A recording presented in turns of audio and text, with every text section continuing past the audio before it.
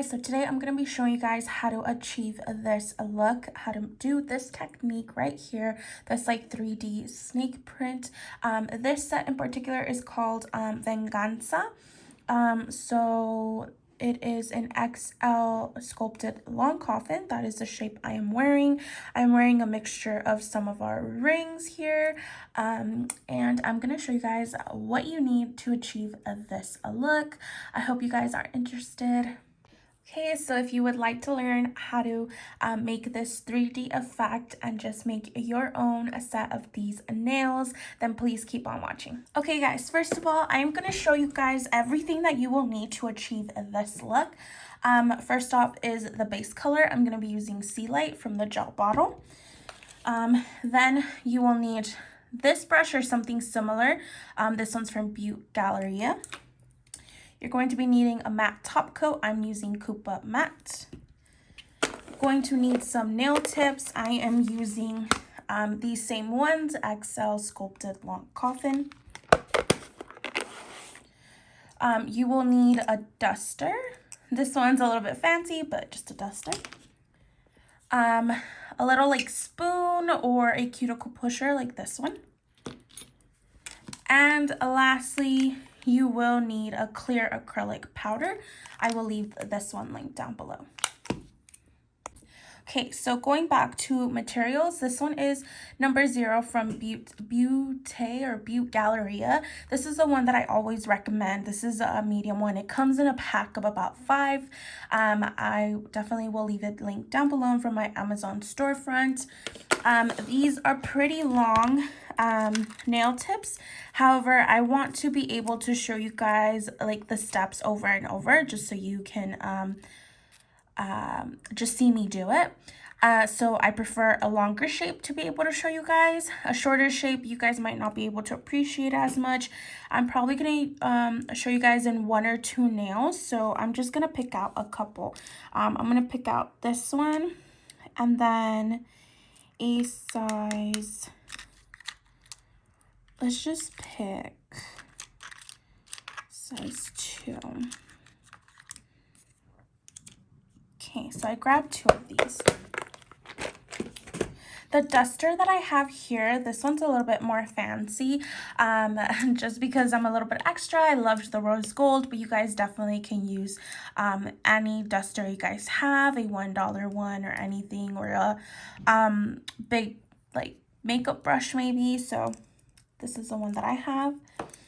And for this, the cuticle pusher, I just use it because it's a bigger, like spoon-like at this end. But you guys can use a spoon, you guys can use whatever you have handy. I'm using Sea Light because the gel bottle is currently out of stock of Capri, which is the color that I'm actually using. It is very, very similar. This one, Sea Light, is just slightly lighter, but that's okay. This is the one that I'll be showing you guys with and demoing. You guys are going to need a matte top coat because I don't know if you guys can tell, and you guys will see the steps, but there is a matte and then there is a 3D effect on top. But yeah, let's get started, you guys. So I'm going to get a little base here, right here, and let's take these off now.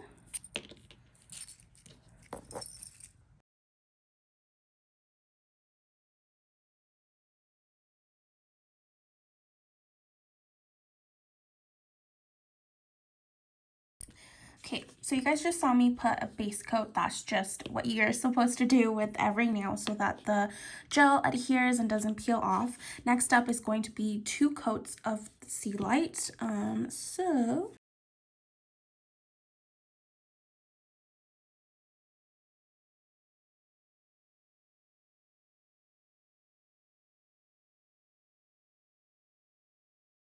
Next up, now that you have those 2 coats, you are going to use your matte top coat and you are going to matte your nails.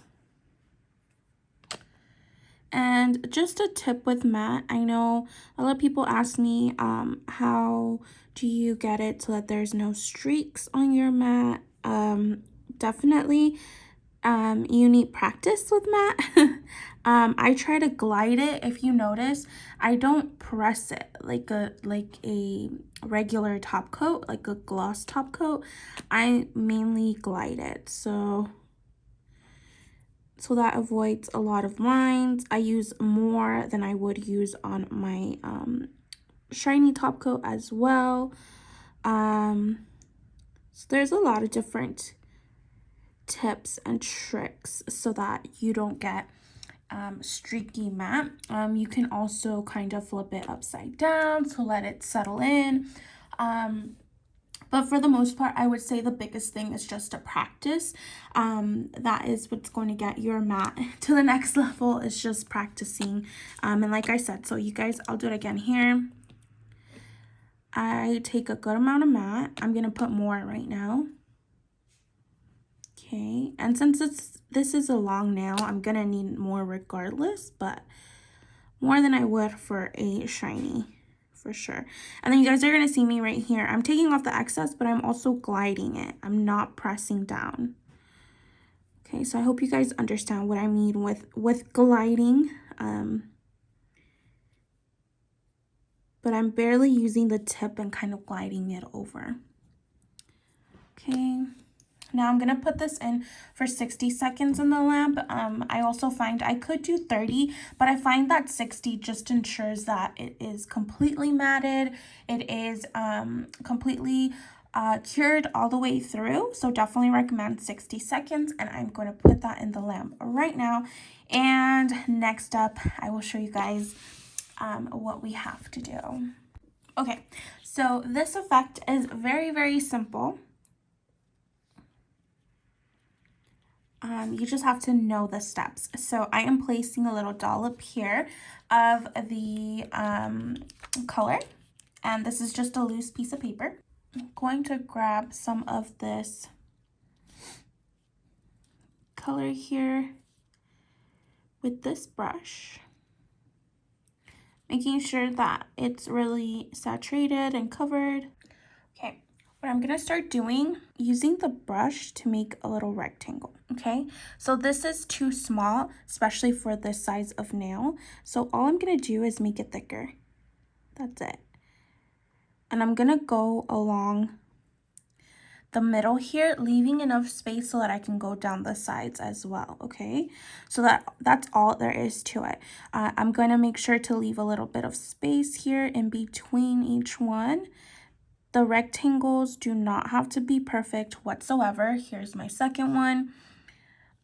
Because an animal print or a snake print, whatever, is not perfect. Okay, so just remember that. It could be thicker, it could be thinner, it could be a little bit wonky. It's okay.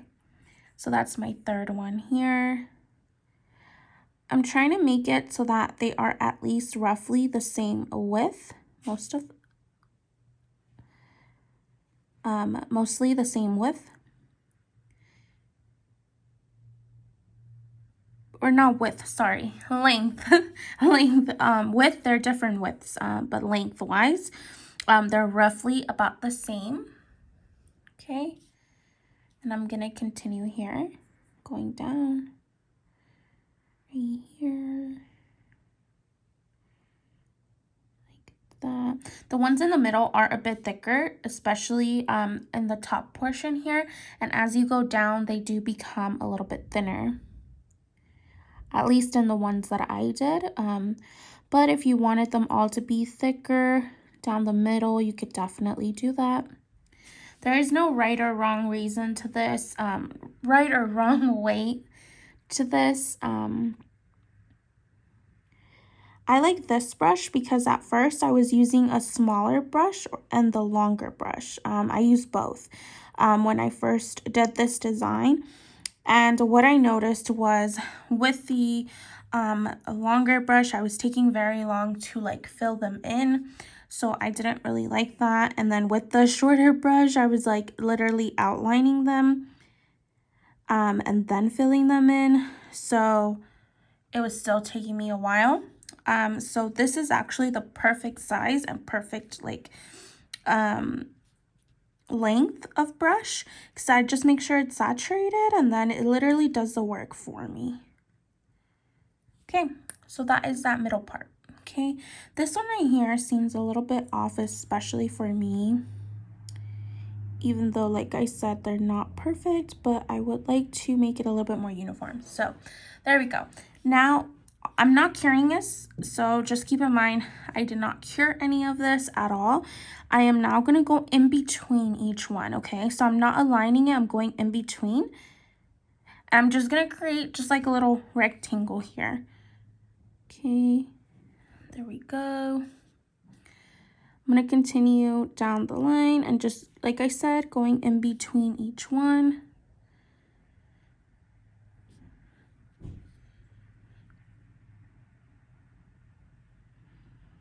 Like these.